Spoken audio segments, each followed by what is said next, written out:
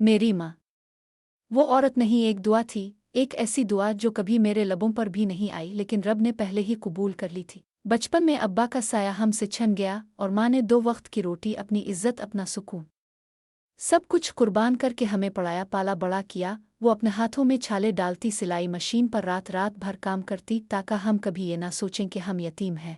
हमें जो चाहिए होता वो कभी ना कहती। बस एक ख्वाब था उसका, मेरा बेटा अफसर बने, अपनी माँ का सहारा बने। सालों की मेहनत के बाद मैंने इम्तिहान पास किया। माँ ने खुशी में मस्जिद में नियाज बांटी, गांव भर को बिलाकर खाना खिलाया।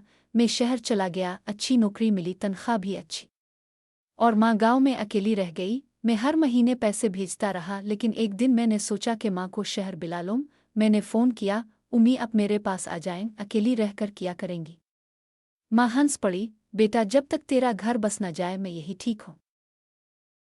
कुछ महीनों बाद मेरी शादी हो गई। बीवी अच्छी थी शुरू में, लेकिन आहिस्ता आहिस्ता इसका लहजा माँ के लिए बदलने लगा। ये घर में हर वक्त तस्बीह पढ़ती रहती है, हर चीज़ में टांग उड़ाती है।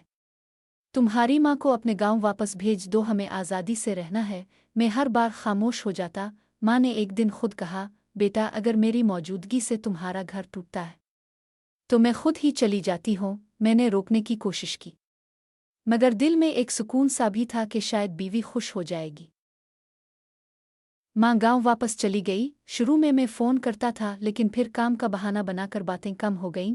फिर एक दिन खबर मिली, तुम्हारी माँ की तबीयत बहुत ख़राब है। मैं दौड़ा दौड़ा गांव पहुंचा। माँ बिस्तर पर थी, चेहरा जर्द, लेकिन आंखों में वही मोहब्बत थी। बेटा खुश रहना, माँ को कुछ नहीं चाहिए, बस दुआ देना। मैंने हाथ पकड़कर रोते हुए कहा, उम्मी मुआफ़ कर दी। माँ ने हल्की सी मुस्कुराहट दी और आंखें बंद कर ले।